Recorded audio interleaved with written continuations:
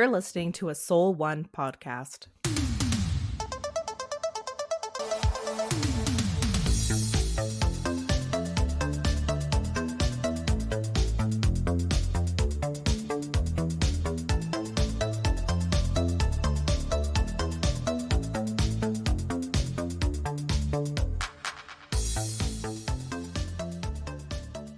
Well, I would love to say I watched the movie Backrooms, but I feel like I more sat there and experienced it and just sort of blindly sat and just had this movie happen in front of my eyes. It's got to be one of the strangest theater going experiences I've had.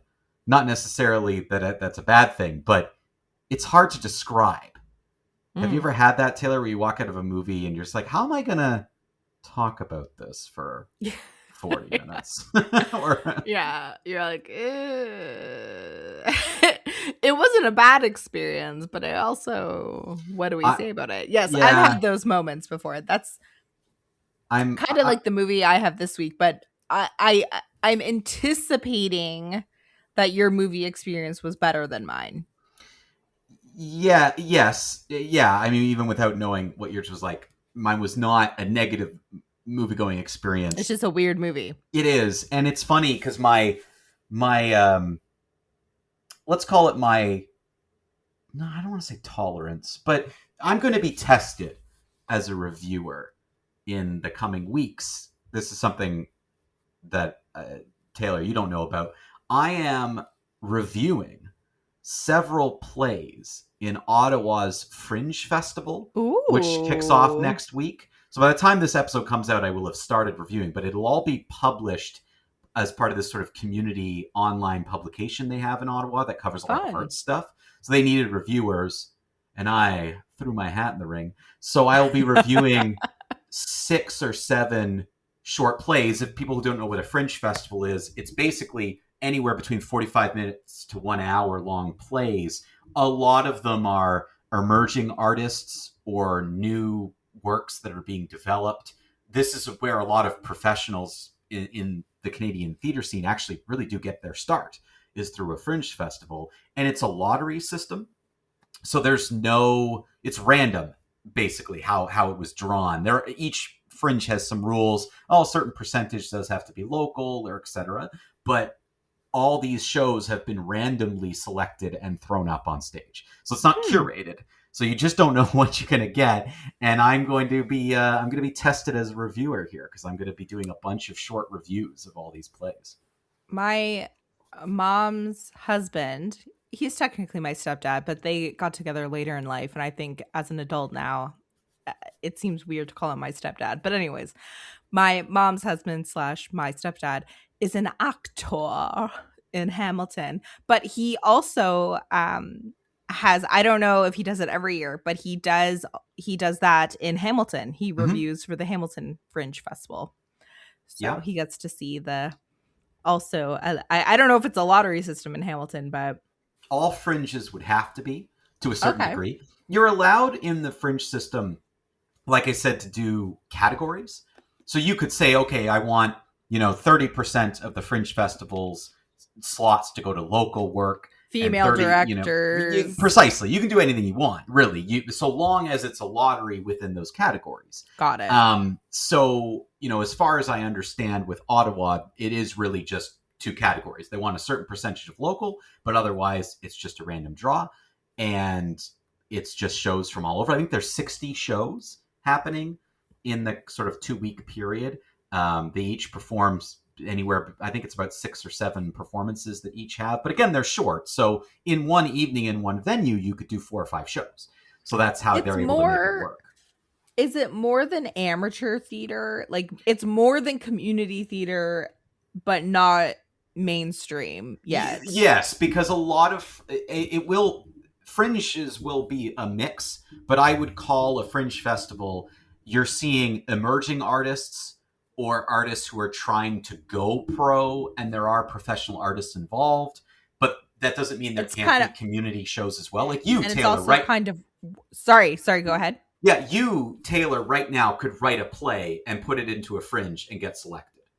Like that, literally, That's that's there. horrifying. That could happen. So you never know. Sometimes you get someone who's a stand-up comic who has a really interesting idea to do an hour-long stand-up comic show, but make it more theatrical, Mhm. add elements to it. So you end up going to see that. Sometimes it is community work. Oh, it's this student group that got together and wrote a show and they want to put it on. Like It's it's kind a of like roll of the dice. workshopping also. Precisely. Oh, Yeah. absolutely. And one of the biggest success stories in Canada and the Fringe is a musical called The Drowsy Chaperone, which was on Broadway. It won Tony Awards. It gets done across Canada and the US by community groups all the time. It started as a Canadian Fringe festival show, and it Okay. eventually got to Broadway. So yeah, I think for Fringe, it is a step up from community theater because there's a chance and a percentage chance you're seeing artists who will either become professionals Make it or are big. professionals and are just doing the Fringe circuit as they call it. Whereas community, it's more likely you get the lifers, community theater lifers who are just there for community theater. But sometimes in community theater, you have younger people who are trying to make it and they're just getting experience. I know a professional actor who every once in a while just does a community theater show for the sake of it. So Right. really, you I never don't know. want to. I know. I don't want people to think that I'm poo-pooing community theater, No. but I just my personal preference. I'm also not like a huge theater fan to begin with, so my we talked about this before, Mike. My experience of theater is like Stratford and Toronto. Mm-hmm. So when I Both see professional. anything, yes, when I see anything that's not that, Mm-hmm. I'm like, oh, okay. I can tell you Um, right now, you would hate Ottawa's community yes. theater community because, like, I'll just be honest, it's not great. The community theater shows are quite terrible. I've been very disappointed. I've seen maybe close to 20 shows from 5 or 6 different companies, and out of that maybe 20, 2 shows I walked out of and said, "Oh, that was satisfactory," The and thing, the I guess, rest were bad. you know what I look So for, Mike? I want like, well, number one, like good singing and dancing, but like yeah, production value, which is right? hard. That's the hardest piece And of it's community community theater. theater. They don't Yeah, have the yeah, budgets. They're they not going to be don't. putting on a And Broadway neither do show. fringe shows. Like fringes Right. are Yeah. not known for having huge production value to them. It is more about quality of script. And acting. Acting definitely. You can showcase some very good acting. So when you're reviewing it, I think like we do with movies, like at least I do, and I've talked about this a lot. I do put a bit of a lens on, just like I say all the time. The best example, when I go to see the Clifford the Big Red Dog movie, I want that to be the best Clifford the Big Red Dog movie that it could possibly be, understanding that it's not going to be the Odyssey. Yeah. So when I go see a Fringe show, I understand it's not Broadway. I want it to be the best possible Fringe show. What I think to me happens with critical analysis is there's this attitude that happens of, well, you can't be critical of the show though, because they're emerging artists, they're trying, they're doing something Right. for the first time. And I go, no, no, no. They're Of not course going you to get can. better. You're not going to get better unless you learn from your experiences. So that's why it's going to be challenging. Because Taylor, how harsh am I going to be? What are these shows going to be like? Who What's are you going to going to make? happen? Who are you going to make cry? Probably everybody, and it's very exciting. It's very exciting when you and I get on this, and we can yell all we want, and Jared Leto's not going to write us No. fan message saying, "Hey, His lawyer um, isn't going to send us a cease and no, desist. no." But who knows what will happen in this Well, local? and it's a small community, Mike, so you don't want to burn any bridges. Oh, One I do. shout out, Oh, Taylor, I want to burn those bridges so yeah, bad. burn it to the My ground. favorite saying is, "I'll burn any bridge if I never intend to walk on it." No, there you go. You do technically work for a community.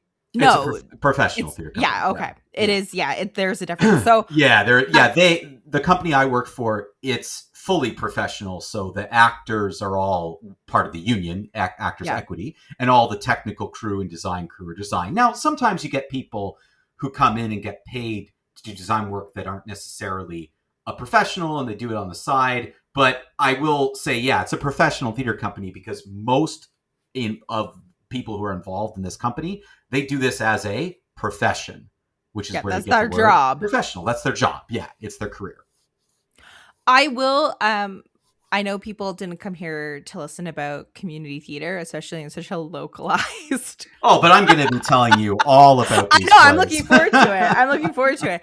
I want to give a shout out as someone who's, I'm a little bit I'm admittedly fussy when it comes to my theater going experiences. Blue Canoe's Heathers, which Mm-hmm. I believe was directed by Matt It Sultan. was I could be directed wrong. by Matt Sultan. Yes, I was It playing was Blue Canoe at the time. very good. Like Yeah, in you've terms of mentioned like that you really liked it. young, like these are like teens, young adults. Mm-hmm. With some of the singing, like could some of the singing be better? Mm-hmm. Yeah. Sure. But like also, I don't know like what the tickets were back then, Mike. Like I don't think Oh, I spent $20, probably yeah. 15 for students. Like, yeah, it was pretty Yeah, cheap. it was I will say I'm like, okay, those kids knew what they were doing. But then I saw maybe like 2 years later, Spring Awakening, but Also, Blue Canoe. also Blue Canoe. Yeah. And I don't think it was the fault of the company. I did not know anything about Spring Awakening going in, aside from like, oh, it's a coming of age Mm-hmm. in Mm-hmm. like pre-war Germany, right? Yes. And Yes. Dan and I were very uncomfortable. We Oh, did not realize like how explicit the content was. And these are like young adults performing it. We just like it was not a great theater going experience for us, but it was not the fault of the cast or the production. It was we didn't know what we were getting into, and Spring Awakening's probably not a show for us. it's so funny. I mean, yeah, I would say it's from what I know about you, it's probably not a show for you. But you know what's really funny? I hated Spring Awakening. Like, I don't like the musical Okay, in so like that's general. I think it was just So like not yeah. I kind of understand where you're coming from, and it's so funny that you brought up Spring Awakening specifically, because that show, which was part of our Youth Arts Festival one of the years. I mean, it didn't matter because it was still a Blue Canoe show. It was kind of a weird thing. We just had shows in that. I sat down with several Blue Canoe people, and I was very critical of it, and I didn't like it. And I said all these things, especially about the script, that I didn't like. And Taylor, one particular individual, absolutely lost her mind on me because of my comments. Like, was just so upset and distraught. Perhaps a mutual acquaintance. I don't know. Maybe. No, not a mutual Okay, acquaintance, no. but I cannot say more. Yeah, But you don't but want to. yeah, but what I will say is, I still to this day stand by everything I said. And some of the things that I brought up were not only the content of it. And again, I agree with you. I don't think it's the fault of the cast or that particular director, who I think is very good, who directed again for Blue Canoe several years later and did a great job. I think it's more the way the script handles the content isn't well done. It's literally not interesting. Spring Awakening to me is one of those shows where it's like, let's just be edgy. Here's some edge. I And think that's not enough for me. Yeah, it was like kind of cringy. I honestly don't remember the It is plot except cringy. one of the characters getting pregnant. And Yes, yeah, that's kind of the main yeah, character. That's kind of her journey. Yeah, but yeah, I've seen it since. I saw Spring Awakening done by a group in Ottawa, year and a half ish, 2 years ago. also bad. And also bad. And Yeah, again, so I think it's the musical. I do. I agree with you. And the points you're bringing up were some of the points I was trying to make, and I just got in such an argument and fight with somebody. And really, when I say argument and fight, they were really yelling and screaming at me. I was sitting there just being like, okay, I don't know what you're talking about. This show sucks. I couldn't even, if someone was to play me a song from that musical, I don't even think I'd be able to identify forgettable soundtrack, forgettable script.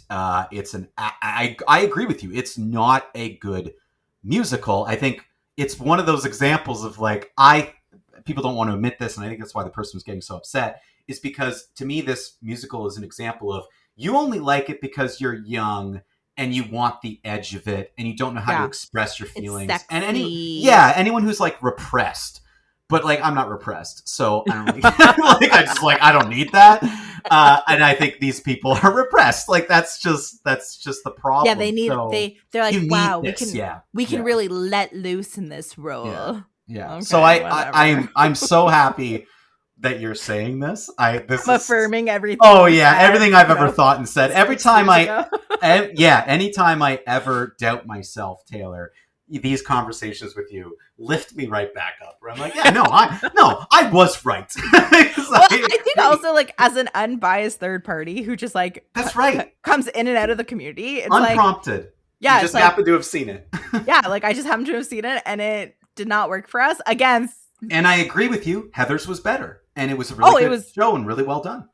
the music to Heather's and the script to Heather's. Much better. Yeah. It is but I also have a very strong attachment to the original IP. But again, I think that also speaks to the success of the script that I'm like, wow, I really like the musical. And I do think like Matt was a director. He co-directed He gets it with Aaron because we needed like a younger person because it's a Blue Canoe show. Matt understands that.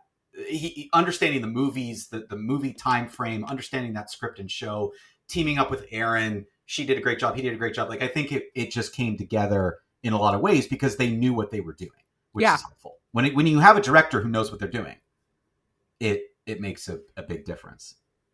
Segue into my movie review. Our movie review. There's a lot to talk about in this movie, Mike. Even though I haven't seen it yet, this is again one of the breakout. This and Obsession are the two breakout movies, I would say, of this quarter. I mean, we're only halfway through the year, so who's to say what's going to happen, into the fall and winter. But the discourse for the last probably 6 weeks has been 100% about Obsession, or I should say 50% Obsession and 50% Backrooms. Yeah. Two very young directors. Yes. This I think the Backrooms director is 21 or something like that. Like very this is his young. first feature. Yeah. It's you could make the argument that it's not like super original IP, but because the Backrooms is based on a creepypasta post, but and Obsession is like kind of old the folk tale about the monkey paw, whatever. But I would say this is still an original story in the sense that it's not a remake. It's not necessarily an adaptation. Like these are just like standalone stories made by two young directors that are getting a ton of buzz. People are getting really excited. They both happen to be horror movies, which is interesting, and that's a whole other conversation. Why are we only seeing innovation in the horror field? But whatever. Yeah, that is an interesting point you bring up. That's worth discussing at some point in time. Yeah. Continue, but that's worth discussing, I think. And they're both YouTube creators. Like they got their start. Curry Barker dropped out of film school.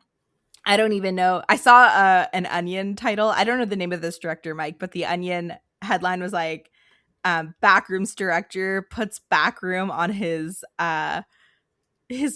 film school application, and say like making the point that he's so young he hasn't even gone to film school yet. Yeah. And then I find this stuff so exciting to talk about. I do want to eventually get to see these movies. They are getting good buzz. I'm looking forward to hearing what you have to say about Backrooms. But one last thing, Mike, because you don't always do a ton of research about movies going into them, but also I find like the discourse you're interested in is kind of different than mine, so our algorithms don't always add up.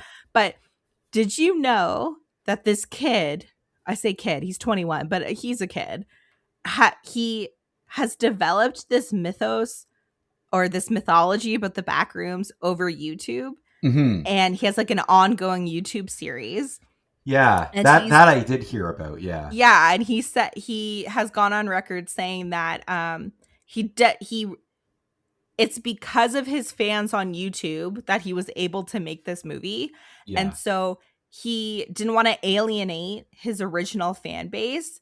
And so the movie is like a continuation of that universe. Yeah, and I did because I didn't know anything about this Backrooms thing until I figured out, yes, exactly. He's created this whole lore around it. Now, again, he did not invent the idea of backrooms. Like, No. as I came down and came to this whole, I guess there's a place in Wisconsin that has rooms that look like this, like that someone just discovered. So there's kind of a whole lore that's been built around it. As someone who knew absolutely nothing, the movie's credit, that doesn't seem to matter. Like there's no need to go in with prior knowledge. Right.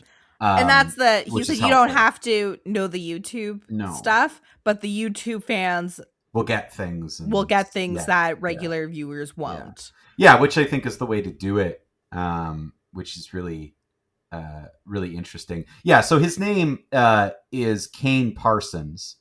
Another good name. 21, I think. So very, very young filmmaker, new first feature. This movie has a lot of selling points for you, Taylor. It is under 2 hours long. Good. Which it moves. Important. Which is important. No generative AI. No generative AI. Another point. Practical effects for the most part. Some obvious things that need to be done in touch up and CGI, but for the most part, very practical, very much sets, very lived in, felt space, and I would say two very solid lead performers. Chiwetel Ejiofor plays Clark, who's kind of the lead, though the other character, she's the one on the poster. You follow Clark's story in this more so than it's her. His story, but she's his doctor.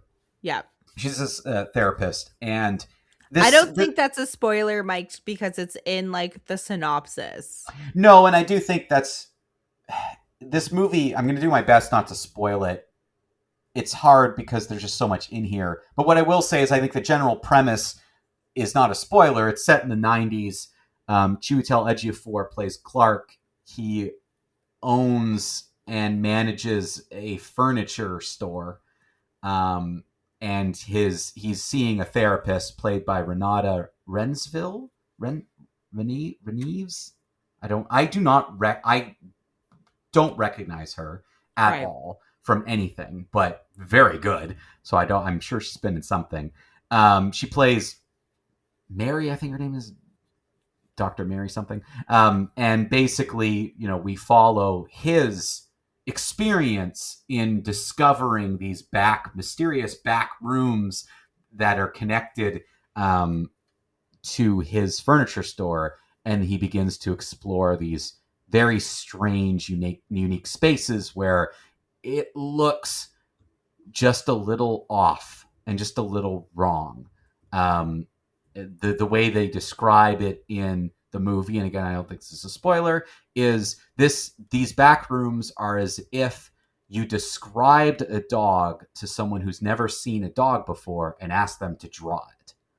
So it's a little bit wrong. It's a little bit off. It's not a little bit perfect. Right, but also that's right. A little bit wrong. so that's the basic premise of the movie. Here's the thing that I'm going to say, because I think my overall movie-going experience was good. I have a lot of positive things to say. I think overall, though, I'm mixed on the movie. What I'm not mixed on is this director. This director gets to see it on his own. This movie, for a first-time director, well acted, and you know what I always say, Taylor, to me, the number one job is to get a good performance out of your actors. It's well acted. Considering the fact that I think the script has some limitations to it, I don't think the dialogue is great. I think the script needed to be punched up a bit. I think it needed more work to really tie a succinct story together. And with all that aside, the actors, especially our two leads, Mary Chuck, Clark, they do an amazing job. So great. That's number one, check number one. Two, some of the work and choices in camera work and movement and these kinds of moments created were expertly done. Now, it's hard to tell if that's a cinematographer's decision or a director's decision, but there's a collaborative effort going on here. And I will say, one of the things I loved about this is there are 3 moments in this movie where you explore the back rooms. Okay, so there's like 3. It's kind of like a haunted house movie. You're going to go through the space multiple times because now this next group has to go, or they got to go look for this, so they got to do that. So there's 3 moments where we go through these back rooms. They are shot in 3 different ways. You get I'm exploring, the camera is exploring as Clark's exploring, so we see things as he sees things. Then we get a found footage moment where it's basically a found footage movie. And then we get a third one where the camera is in a space first and a character walks in. So there's 3 unique ways that made it feel different every time. Every time we revisited this space, it was a different feeling, which threw you off. As an audience member, you can't get comfortable, which I thought was really well done. The directing and cinematography, fantastic choices, excellent work. All those things are great. As I said, my biggest issue with this film, the script. It's not a very good script. The dialogue is not very good. I don't think the story is where it needed to be. I think they kind of didn't find that balance they should have between vague and explaining things. Right. There was a whole section of this movie, not like a piece you can just cut out, but a storyline, plot device, group thing that you could group together and take out of this movie, and I think it would have benefited from removing that element. Sorry, did the director also write? No. Actually, I don't know if he did. Because I wonder if it's a case of he's a good director, but he should work with a writer. I thought it was him and another person, but let me look that up while we're chatting, because that's important, because I do think because just because you're a good director doesn't mean you're a good writer, and just because you're a good writer doesn't mean you're a good director. Okay, so there's 2 listed writers. He is one of them, Kane Parsons, and the other one is Will Sodick, who I don't recognize, but I'll do a quick search. Yeah, no, I don't see anything that. It sounds like maybe he should do storyboarding, and then he has a writer to fill in the dialogue. Precisely, I think from what I see, if I were to just give an initial thing for Kane Parsons, I'd say direct again, 100%. I'd offer this person any directing project they want to do, but I would say, why don't you do exactly what you're saying, Taylor? Come up with a story, storyboard what you want to do, and then hand it off to an experienced writer. I'm just thinking of all the great, well-written movies. If this had a better writing team behind it or writer behind it, I think it would have benefited. We kind of got sidetracked in an area that I didn't think helped the movie. There were some interesting character development, but maybe too many unanswered questions in character. I don't mind the world not giving me too many answers. I'm okay with that. I'm okay with the mystery that they present and what they gave us and didn't give us. I was okay with that. But I do think characterize and in terms of the dialogue, there could have been more here. So it's not even an editing problem. No, I don't think 100% so. I think it's script. I think it's problem. Yeah, okay. I think it's 100% script. I'm very confident in that, which did bring the movie down for me because I enjoyed it. I thought the direction was excellent, great acting. I just felt that not quite satisfied feeling that I like coming out of a movie, and the rewatchability there is not there for me. That's funny because online there's like lots of people have been like, I've watched it 3 times and I'm still trying to, but they're watching it probably because they are like really caught up in the lore and they're trying to like find all the Easter eggs and like all of the like I personally don't ever need to see this movie again or any Backrooms movie again. I honestly don't think it's interesting enough to do multiple sequels and to build lore, because I don't know. Where does the fear come from? Oh, it's like, that is very much atmospheric. Okay, like because you just don't know what's happening in these Backrooms. That's right. Like, the atmospheric, is it evil? Strange tension. There's some. I'd say this movie does a good job of not relying on jump scares. So is it more of a thriller? I would call it a thriller with some elements that the horror was still well done in some elements, right? Which I do think happened, but I would call it a thriller. I do think it built tension very well, and again, to me, that's directing choices, music choices, great acting. They did a good job. There were lots of moments of choosing slow movements for the camera to kind of reveal a space, which could be scary. Like, what's in here? They did a lot of great things with that. So yeah, I'm gonna give this movie a stream it. I just don't think it elevates to a see it because the writing needs to be stronger. For me, a see it is you got to be able to go back to it multiple times. I don't need to ever revisit this. It just didn't work for me, so I'm going to give it a stream it. Do you think this might be a controversial thing? Because your review last week was also you were a little bit lukewarm on Obsession. And like I said at the top of the show, these are the breakout movies of the summer or the start of the summer. People are absolutely raving about these movies. And your reaction was a little bit more lukewarm.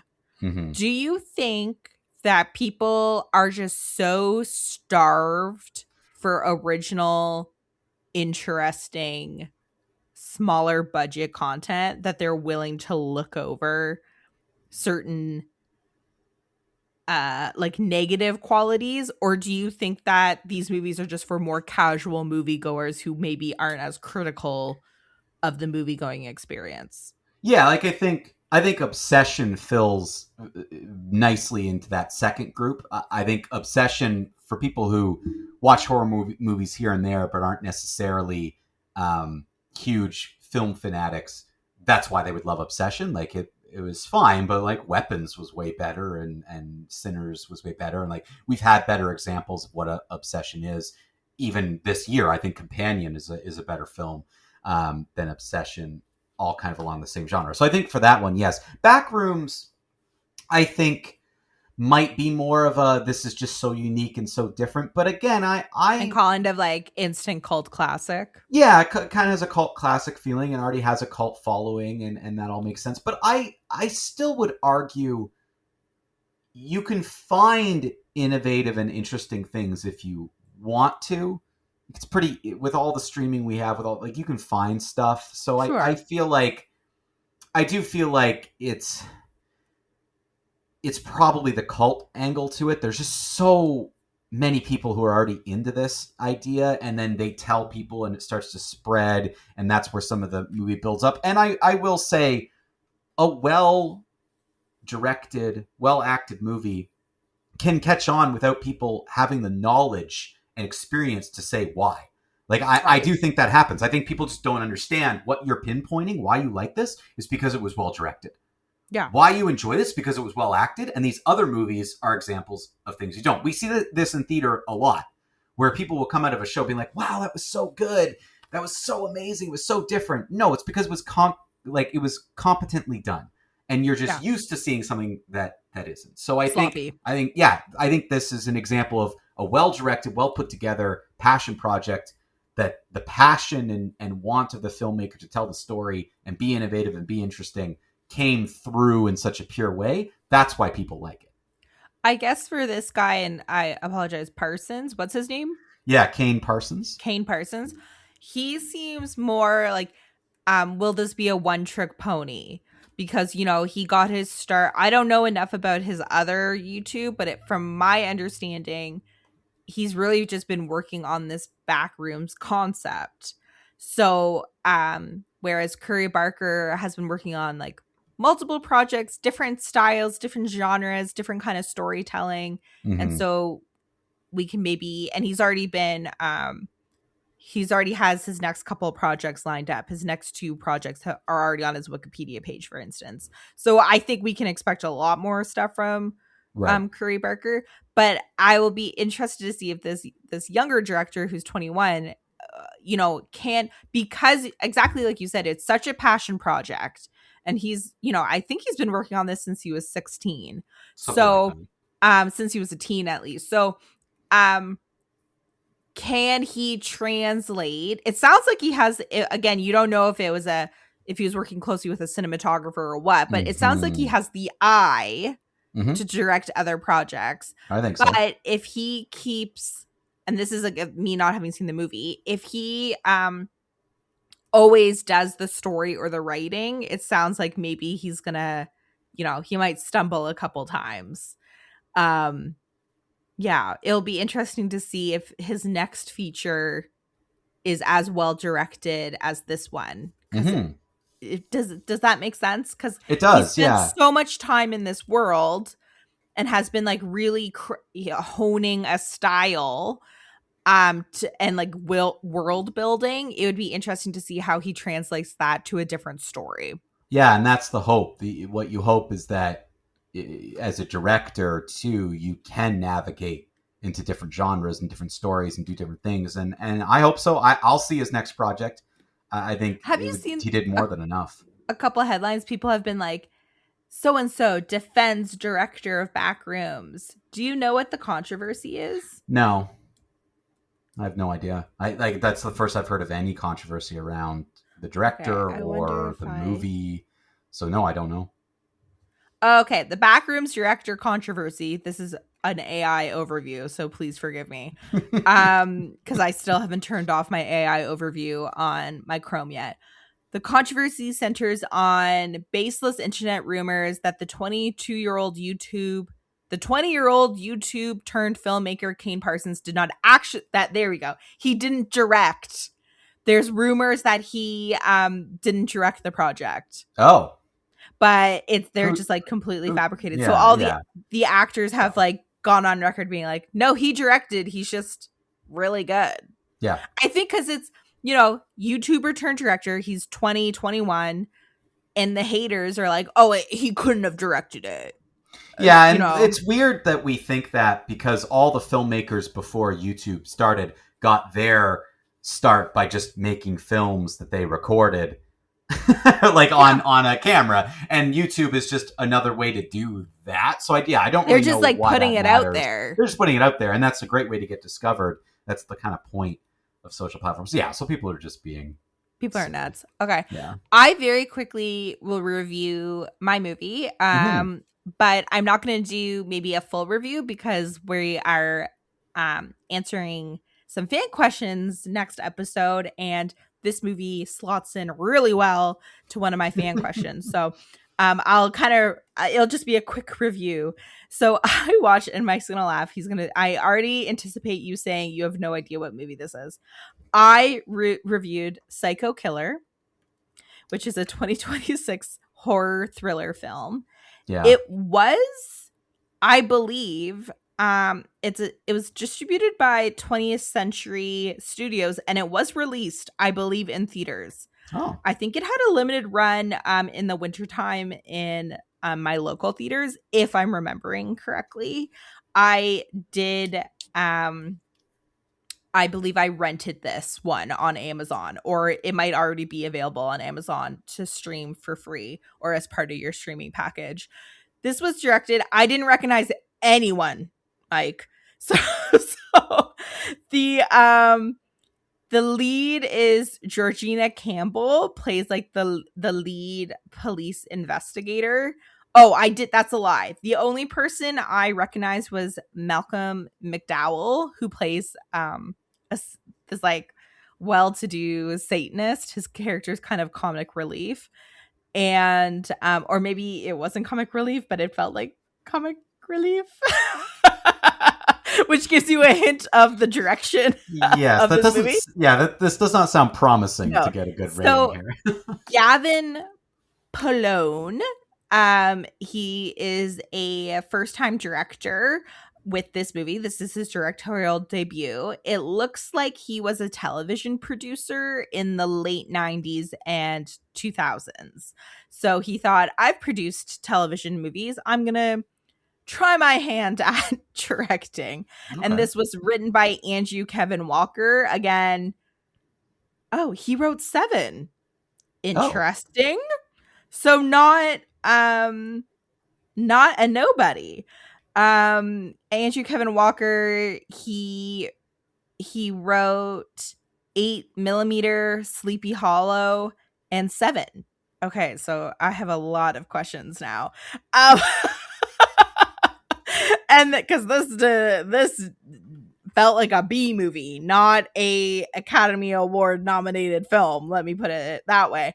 So the movie is I would say a pretty basic premise until the end, where things get a little bit nuts. So the story, and this is from Wikipedia, the story follows a police officer who's played by that Georgina Campbell on her mission to take down a serial killer known as the Satanic Slasher after he murdered her state trooper husband.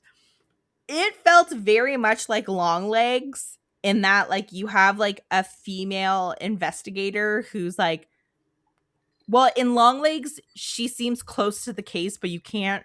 The mystery is you don't really know why she's like close to the case. There's almost like there's a supernatural element to Longlegs, Mm. whereas this one is just like it isn't played like a supernatural film in any way. It's just like the character, the murderer is a Satanist, but it's not implying that like the magic is real. That was, remember how I reviewed Forbidden Fruits maybe last week or a couple weeks ago? And Yeah. like the question remains like, is this like a supernatural film in the sense that like in this universe magic is real and works and like affects the Hmm. universe, or is it just like they're just like Satanists and they believe in magic, but the magic isn't real? Do you know what I'm trying to explain? How there's like, Yes.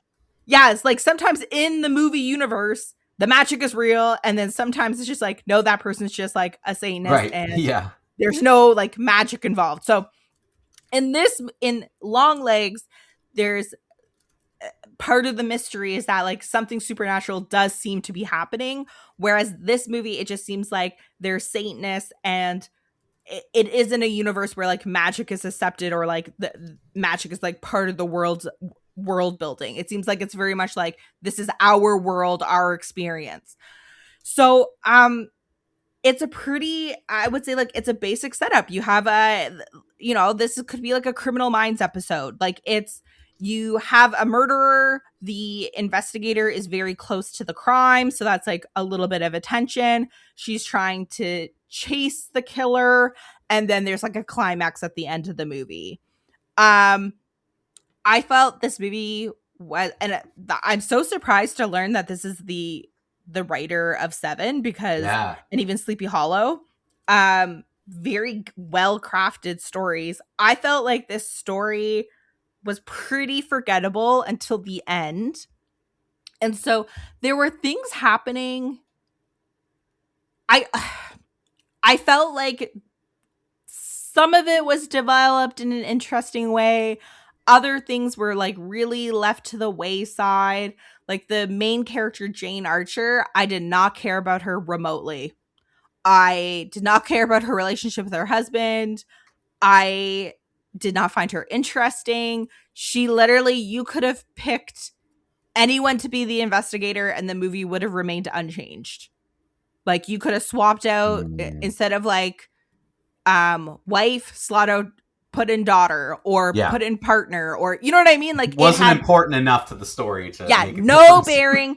And like I felt the same about the actress, this Georgina Campbell, who I'm not familiar with. Interesting, she has won a BAFTA, so like these people who are involved are not nobodies, I guess. But I felt like her performance was not good, which was a directing problem. And yeah, it just felt very much like a B movie. I've mentioned this before, Mike, but you did not grow up with this experience, so you don't find this very relatable. But my sister and I used to rent like dollar movies on the VOD like late at night. It's like, oh, Mm. it's a weekend. My sister isn't at a party, and because I didn't go to parties, I'm home too, and so she's like, we'll rent a $1 movie on the VOD. We're in for the weekend, and they were these like, this is Mike, how you explained at the beginning of the episode or in the middle of the episode about how with streaming now, like you can just find so much content. Well, Yeah. before streaming, you would just like land on VOD, Yeah. where all of these like B movies, maybe like before VOD, they would have been direct to video movies type deals. This movie felt like that, like low quality, very forgettable. The serial killer is interesting enough that like it did keep my attention to the end.